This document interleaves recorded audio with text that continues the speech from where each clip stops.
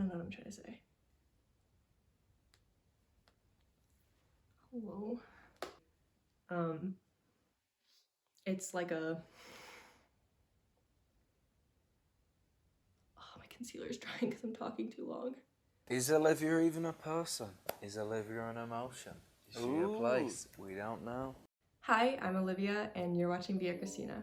Today's video is hopefully going to be the start of a series on my channel. On my last channel I had this series called Let's Talk, where we would have topics and we would talk about them and just explain our experience and hopefully explain stuff that would help other people. And I really want to do this on this channel because I think there are so many topics that people just need other people to talk about and to help them with, because it might feel like you're alone in those situations and you're not. And I wanted to make this a kind of like a chit chat, get ready with me type video where I talk to you guys about these topics and I do my makeup, and you can do your makeup with me or you can just watch the video, whatever you guys want to do. And I just think that it is a very good start of like a community type thing that we can have here. And I'm excited for it and I hope that you guys are too. But today's topic is going to be about breakups and relationships and what it's like after you break up with someone and you're sitting there going, oh, I'm so alone, I don't know what to do, I've been in this relationship for, 3 months, 6 months, a year, 2 years, 5 years, and I've been with this person, it feels like a lifetime, and now I'm alone and I need to relearn how to, be a person in the world by myself.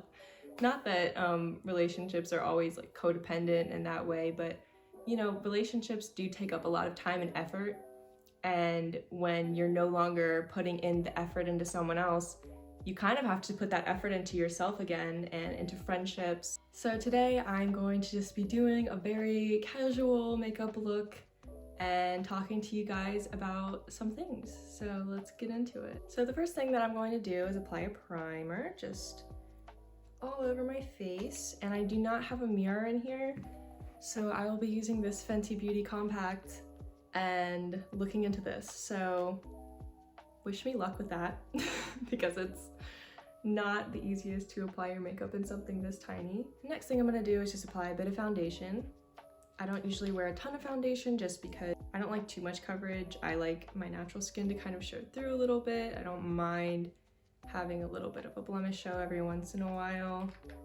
I just don't like the cakey feeling of foundation as well.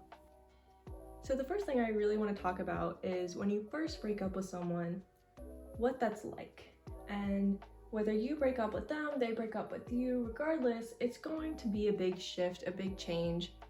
And it's going to hurt both of you for the most part, unless your relationship is extremely toxic and you're lifting a weight off of your shoulders really. It's still going to be hurtful, even if you're in a super toxic relationship for the most part, because you're with someone for that amount of time and you share memories with them, regardless of if they're, amazing memories or not so great memories. That's still time and effort that you put into this person. So now I'm gonna go in with concealer.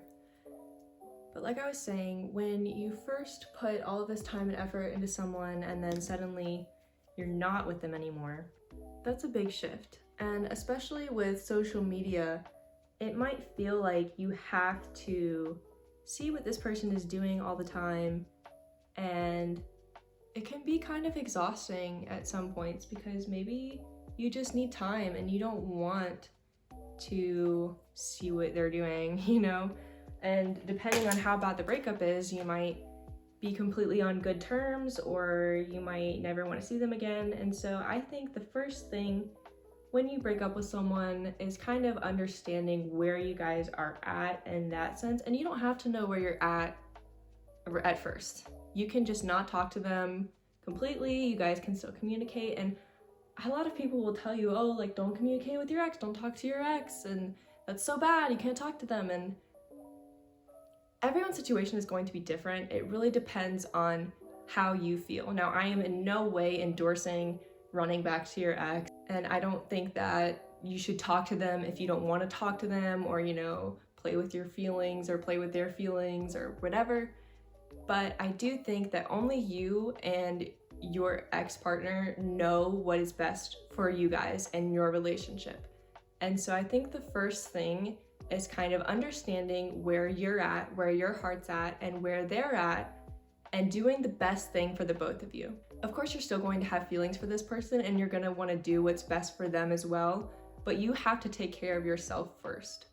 And I know it might sound a little bit selfish, but in this situation, you have to take care of yourself, because if you guys have both been taking care of each other for so long, you're gonna have to finally break that cycle of, well, what do you wanna do? What's best for you? What's best for you? And now you are alone.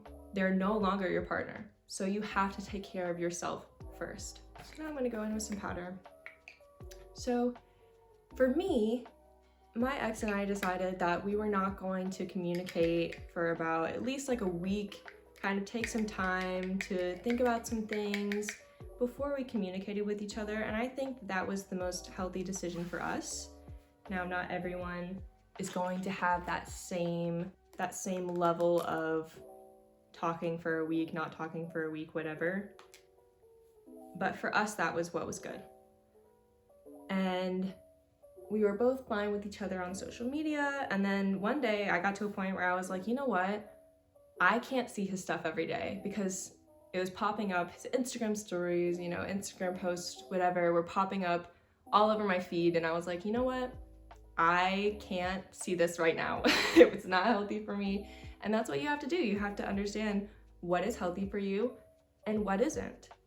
And so I was at a point where I felt comfortable talking to him about that. I didn't want to just unfollow him and, you know, not talk to him about it. Some people will just unfollow them. They don't feel like they owe them anything. That's okay.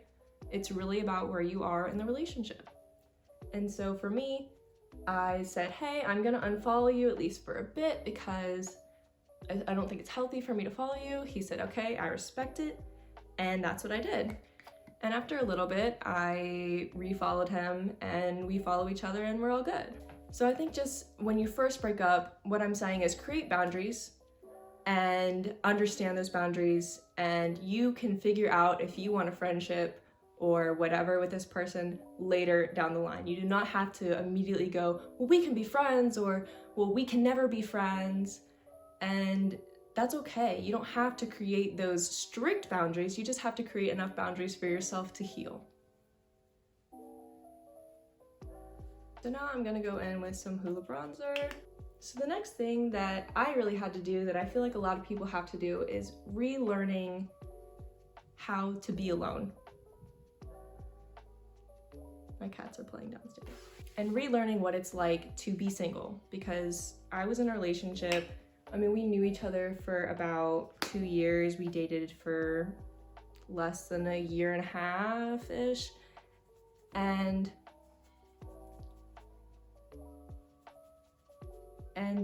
it was a big difference of being single after dating someone for that long.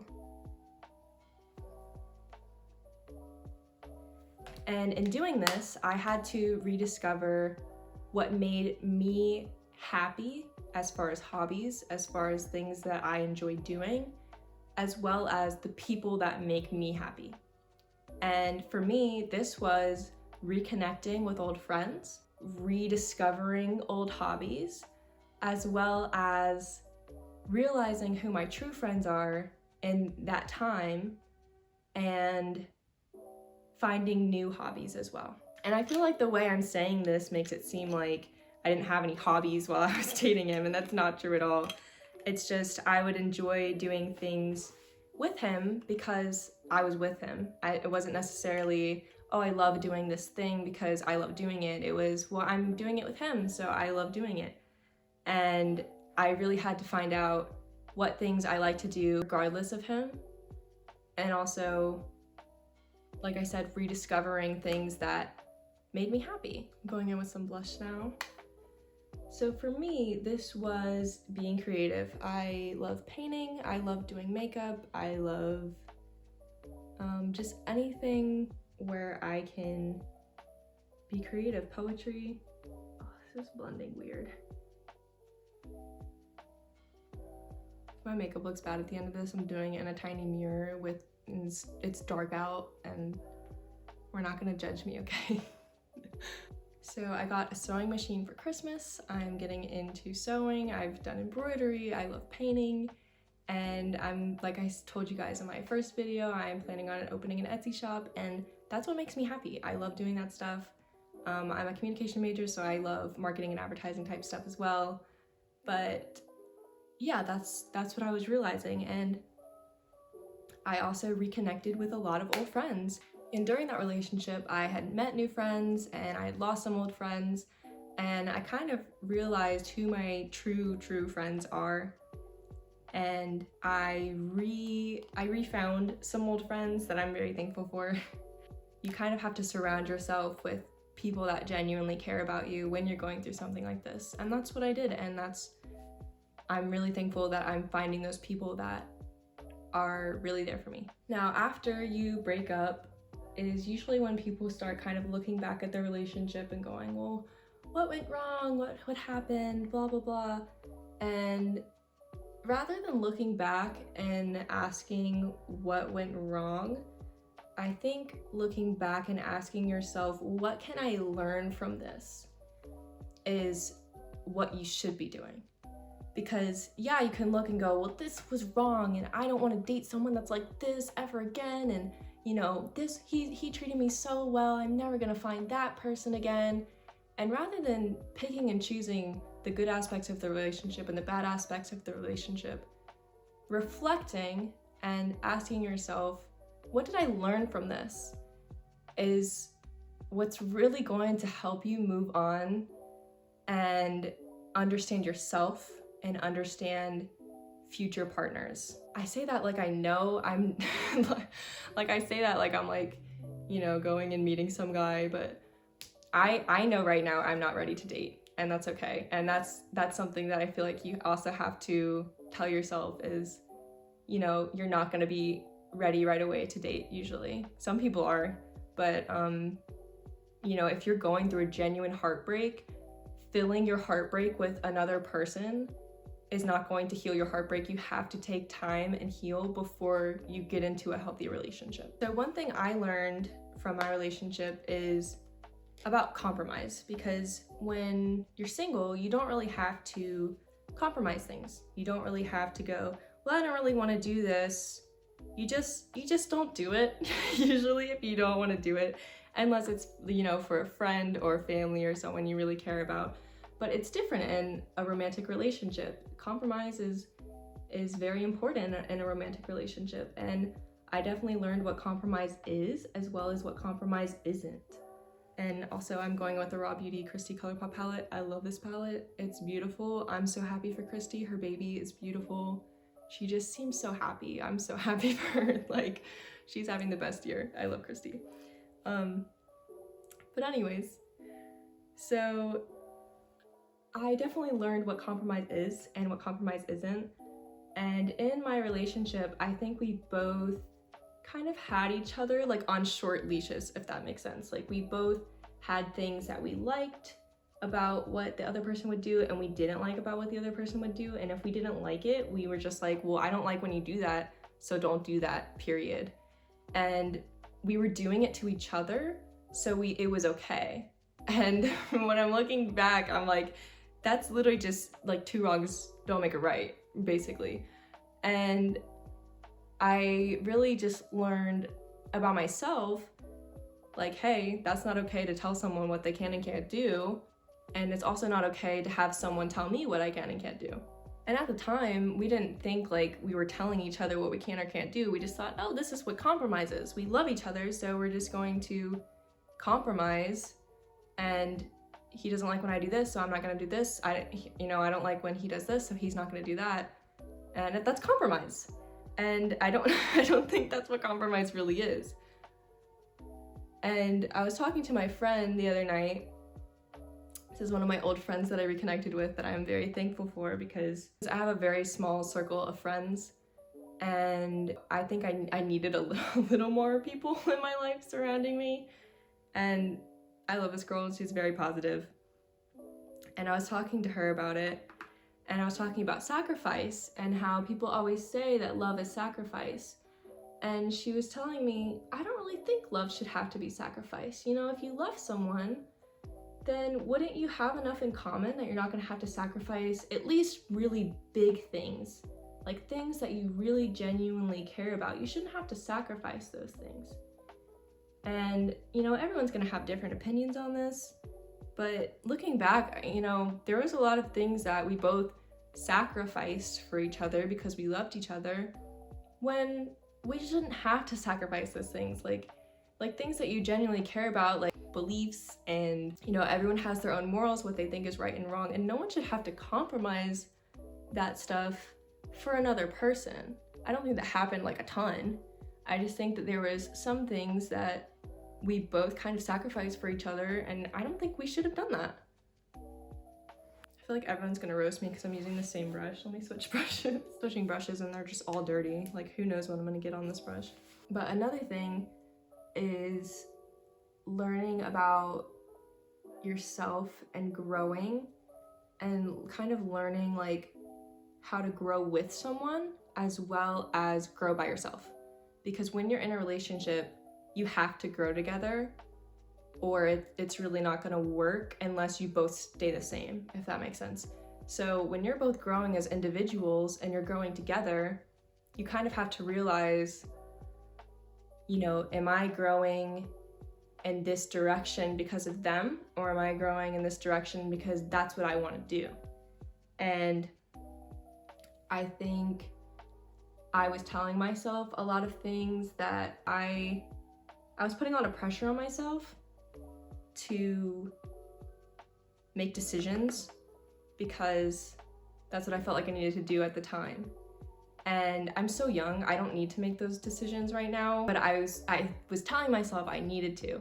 And now that there's no pressure, and he wasn't putting pressure on me, like, I'm not trying to say that he was putting any pressure on me, I was putting the pressure on myself because I thought that was what was going to be best for the relationship. And of course he was telling me, you don't need to make this decision right now, like, why are you so worried about the future? He was very he was questioning why I was putting so much pressure on myself, and that's just how I am. I like to plan out the future, and if I feel like what's happening in the current moment is not going to like be the future, like if the direction I was going, I felt like our futures were not going to align, if that makes sense. Like, there's things that he really cared about that I was like, I don't know how I feel about that. And I was putting so much pressure on myself to figure out how I felt about those things, when in reality, I have my whole life to figure that out. And I think, although he wasn't putting pressure on me to figure it out, I was putting pressure on myself to figure it out, because I wanted our futures to not have to worry about that. Whereas then I was just making myself worry about it in the present day though. So like, I don't know why I was doing that. Like I was stressing myself out for nothing. And even he was telling me like, why are you stressing out about this? Like, you don't need to stress out about this. And of course I'm like, I do need to stress out about it because I'm stressed. So moral of the story is, if you're stressing out about the future, maybe your futures are not gonna align. Or like, if you don't see yourself growing in the same direction, if you see yourself growing one way and they're growing another way, you're not growing together. I don't know what to tell you. I don't see a relationship being extremely successful if you're not willing to grow together. Going back to the whole compromise thing, something I also learned in this relationship is finding middle ground, because like I said, there were some things that we didn't necessarily agree 100% on, and we did end up, you know, finding middle ground in those things. And I'm thankful for having that skill now, because I know I'm going to meet people that don't agree with everything that I agree with all the time. And you know, I feel like everything is always a debate, like all the time. Like, just someone will be like, I like Nicki Minaj, I think she's the best rapper. And someone will be like, no, she's not, she's terrible, blah, blah, blah. And it's like, whoa, why are we arguing over who our favorite rapper is? Like, we don't have to argue over that, it's okay. So I think that finding middle ground is a very important skill. And I do think that in that relationship, I also learned that. Because even if, you know, someone is the love of your life, like you're gonna marry them and happily ever after, everything, you're not gonna agree on 100% of everything, probably. I mean, that's just like insane that human beings can line up that much. So I definitely learned how to communicate very well. I went into this relationship not knowing a lot about communication and how important it is. And I am very thankful that I learned that, because I know for the future that I will be able to accurately communicate myself without getting frustrated or without getting upset, even if I strongly disagree with someone. And this doesn't have to go for romantic relationships. Like, this just goes for anything, really. And I think one of my last points is something I'm really thankful for is I learned what it's like to be respected and respect someone. Now, you might look at me and go, like, what do you mean you learned how to be respected and be respectful to people? Like, aren't you respectful to people? And yeah, I'm respectful to people. But when you're in a romantic relationship, it's very different than just, you know, respecting your elders or just having mutual respect for a friend. Like, it's very different. And, you know, I have been in situations where guys have not respected me. I feel like every woman has been in a situation like that, unfortunately. It's just the society that we live in. And, you know, I never ended up actually dating those people. I've only had 2 real boyfriends, really, and they were both extremely respectful. I'm very thankful that I had those relationships, but, you know, there's been people that I've gone on dates with and they've not been respectful, and it's unfortunate that we live in a society where guys just, like, are like that. But I am very thankful that I now know what it's like to be in a relationship where you have that mutual respect. Now, I mean, the guy that I dated before this, we only dated for 3 months. It was in high school, it wasn't super serious, and he was always super respectful to me. But it wasn't the same of, like, you know, a long-term, like, serious relationship. I don't really do anything to my eyebrows. I just kind of put clear brow gel on them and call it a day, which I also need to pluck them, looking in this mirror. Yikes. I guess I should kind of get into, like, the respectful thing. So I went on a couple of dates with this guy, right? And we kissed and he started, like, getting a little handsy, if you know what I mean.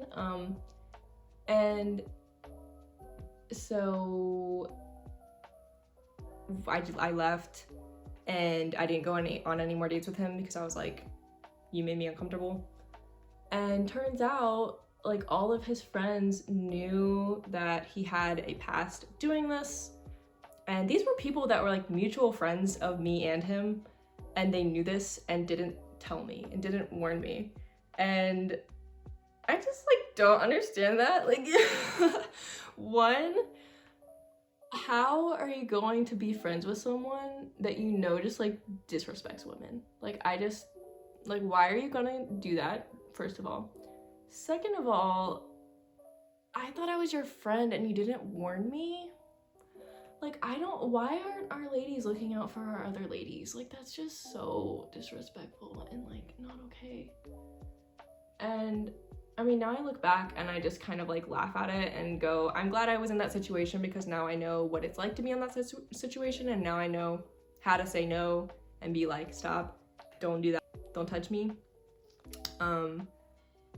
Which is, like, so sad that you have to be in that situation to know how to handle that situation a lot of the times. Like, I knew like how to handle it, but, like, when you're in that situation, you're like, oh, how do I tell you I'm extremely uncomfortable? Like, don't do that. It's just like you go into, like, a state of shock. But yeah, I just, like, don't understand how my eyes are watering so much from this freaking makeup.